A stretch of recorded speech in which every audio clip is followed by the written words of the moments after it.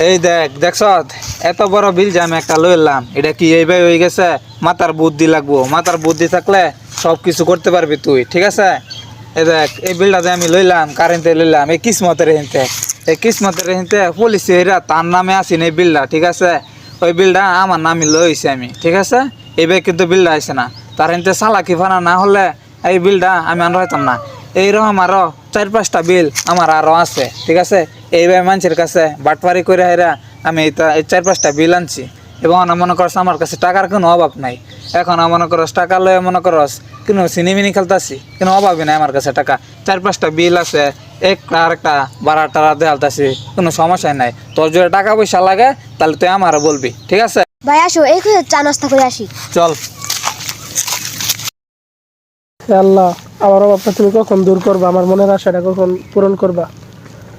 অনেক মানুষই তো আছে আল্লাহ, তারা অনেক আনন্দে থাকে। আমি তো তোমার ইবাদত বন্দিগি করি, কিন্তু আমার মনে কোনো আনন্দ নাই, কিন্তু আমি তো তোমাকে ভালোবাসি। আর আমি তো এটাও জানি যে এই দুনিয়া যদি শান্তির জায়গা হতো তাহলে তুমি জান্নাত সৃষ্টি করতে না। আল্লাহ, তুমি আমার ভালো করো আল্লাহ। যাই সামনে গিয়ে দেখি কিছু পাই নাকি। যদি টাকা ইনকাম করতে পারি তাহলে আজকে মনে হয় খেতে পারবো। স্যার আজকে মন করে খাওয়াইছুন, কি খাওয়াই না খাওয়াইছেন, আপনি তো ধন্য। আরে দন্য না বেটা, আমার কি টাকা পয়সার কম অভাব আছে? 4-5টা বিল আছে, সমস্যা কি? এইরকম কাচ্ছি তোরে ডেলি খাওয়াই তারাম। এরকম অসৎ ব্যবসা আর কতদিন চলবো? চুপ থাক, তোকে আমি খাওয়াইতেছি না, ডেলি পেট ভরে কাচ্চি খাওয়াইতেছি না, তুই আমার মুখের উপর কথা বলিস? চল দেখি।